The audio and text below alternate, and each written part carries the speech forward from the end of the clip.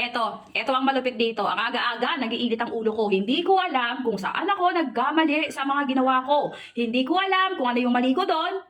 Bakit na lang padala ng mga watches sa atin to?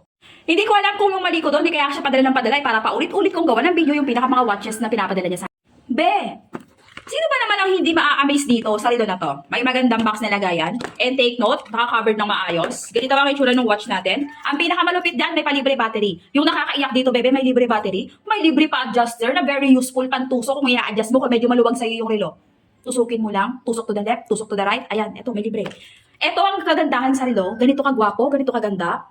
Unisex bebe loves. Pwede pang babae, pwede pang lalaki. Medium size na yung pinaka-face ng relo natin, kaya swak na swak lang siya. Malaki man o maliit ang wrist mo, walang problema. Swak na swak. Ang kagandahan dito, napaka-unique ng color niya. Normally kasi gold and silver, but for this time, kakaiba.